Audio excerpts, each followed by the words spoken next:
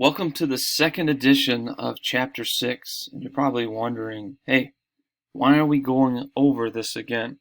And there's a lot of reasons, but from a law and ethics perspective, it's a really important chapter. And there's a lot of test questions in Chapter 6 by itself. So when I taught this class in the past, I had some students missing some questions when it pertained to medical malpractice. And lawsuits in general. So I studied the textbook and decided it's probably worthwhile to go over Chapter 6 for a second time just to make sure that we do what's right by you guys and make sure you're ready for the test and make sure you know the material because there's a lot of stuff crammed into one chapter here. Got the textbook open beside me. Got the PowerPoint here where you can view it. We're going to go over a couple of key things to know and then we'll review a little bit more in depth some real life situations in regards to practicing medicine in society today. Ever changing, healthcare is challenging, so let's jump in. First things I want to mention is healthcare is really expensive to insure. And part of that is there's a lot, and you hear me flipping the pages in the textbook here, but there's just a lot of lawsuits related to healthcare due to the complexity of delivering care to patients and the potential for things to go wrong. I oversaw an OBGYN practice going back probably 8 years ago now, 7 years.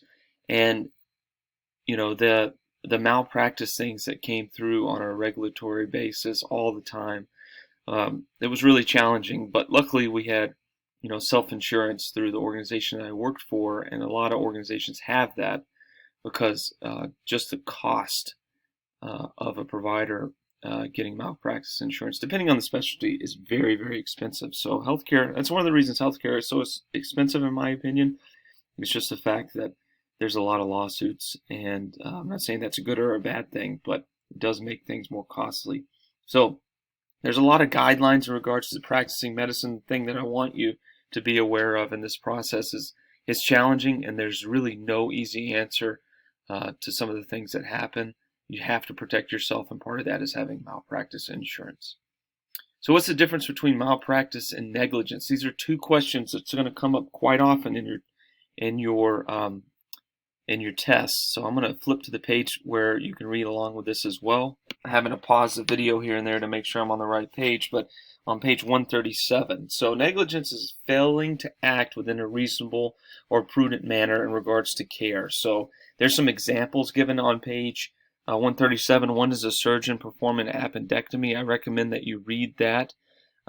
So part of that is just understanding the differences between negligence and malpractice. But negligence lawsuit alleges that the defendant did not act in accordance with what a reasonable person would do in a similar situation. So they can use that reasonable person dialogue in medical practice based on what let's say a cardiologist would do in the field. So if you were trained to act a certain way, or kind of the board of cardiology says you have an interventional procedure in a certain way and you do it an opposite way, that wouldn't be what a reasonable person would do, right? You do what's best care for the patient, and you also do what's best in regards to training and expertise out there. So negligence, that's what negligence is. Malpractice is a little bit different. Malpractice alleges the misconduct of a professional and implies a greater duty of care to the injured person. And I recommend you read about the surgeon doing an appendectomy who's held to a higher standard of care in the same operation. You can go on here. In a medical malpractice case, each party must have an expert witness. So that expert witness testifies to the standard of care and whether it was met. Expert witnesses must have expertise in the field of which they are testifying. So you hear a lot about expert witnesses, especially in specialty care across the board. And then, in healthcare in general, there's often people brought in from expert witnesses based on your experience and knowledge. So here's some elements of a malpractice lawsuit. There's a patient-provider relationship. The relationship was established. And there's a duty owed by the healthcare provider to the patient. The duty hadn't been upheld based on a professional standard of care. The healthcare provider breached duty to the patient. The patient had a resulting injury, so that's the key thing. You have to have an injury. And the healthcare provider's breach was the proximate cause of the patient's injury. So, you can't blame a provider for something that happens that's not under their control. That's what that's trying to say. So take a look at those two things. Really important, huge test questions. All right. Another thing is duty.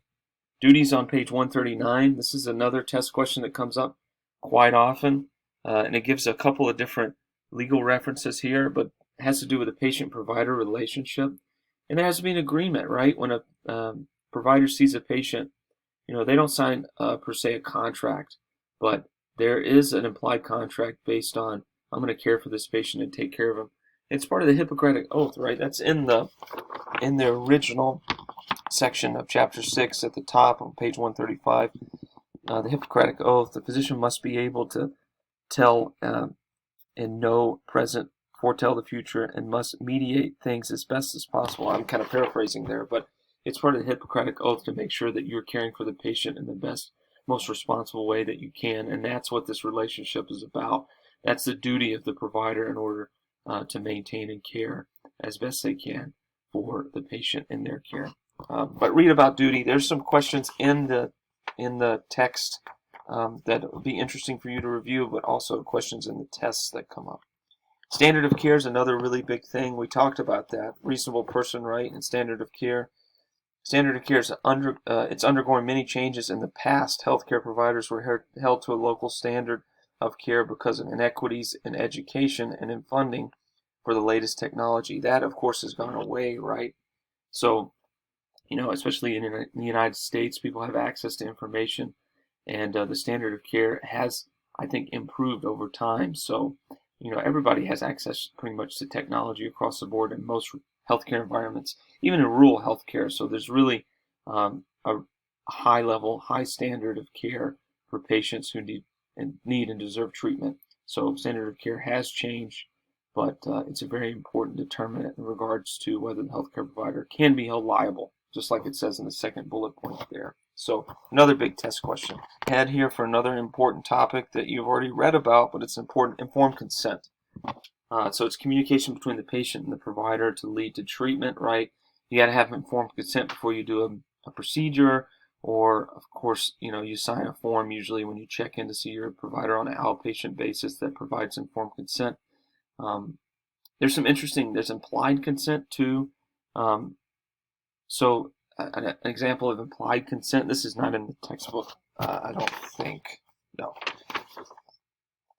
But an example of implied consent could be you walk into a lab to get your blood drawn, and you pull up your shirt just, to prepare for the blood draw. That could be a form of implied consent.